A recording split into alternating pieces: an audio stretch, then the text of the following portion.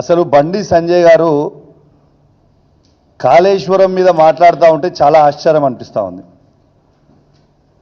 అసలు ఆయన అదృష్టం ఉండి ఫస్ట్ ఆఫ్ ఆల్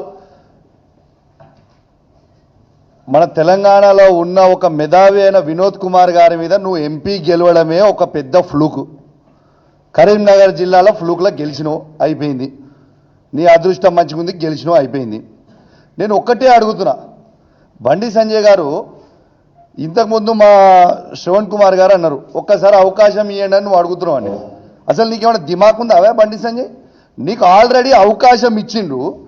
కేంద్ర 2 సార్లు ఎంపీ అయినావు, కేంద్ర హోంమంత్రి అయినావా బాబు. నువ్వు కేంద్ర హోంమంత్రి అయి ఉండి నువ్వు కనీసము కాళేశ్వరం గురించి నువ్వు మాట్లాడుతూ ఉన్నావు. మా వినోద్ కుమార్ గారు కేసీఆర్ గారి నాయకత్వంలో హుజురాబాద్ నియోజకవర్గంలో కమలాపూర్ మండలంలో ఉప్పల్ బ్రిడ్జ్ రాష్ట్రం నుంచి కట్టే 45 కోట్ల రూపాయలతో కంప్లీట్ చేసి పెడితే 4 సంవత్సరాలు అవుతుంది వినోద్ కుమార్ గారు కంప్లీట్ చేసి. నువ్వు ఎంపీ అయి దాదాపు ఒక టర్మ్ అయిపోయింది, సెకండ్ టర్మ్ అయి ఆల్మోస్ట్ 2 సంవత్సరాలకు వస్తుంది. నువ్వు కేంద్ర హోంమంత్రి ఉండి ఆ మధ్యలో జాయిన్ చేయనికే చేతగాని దద్దమ్మవి బండి సంజయ్. నువ్వు కాళేశ్వరం గురించి మాట్లాడుతున్నావా? నేను ఒకటి, నువ్వు మా హరీష్ రావు గారి గురించి, కేసీఆర్ గారి గురించి, కేటీఆర్ గారి గురించి మాట్లాడే స్థాయి అవే నీది?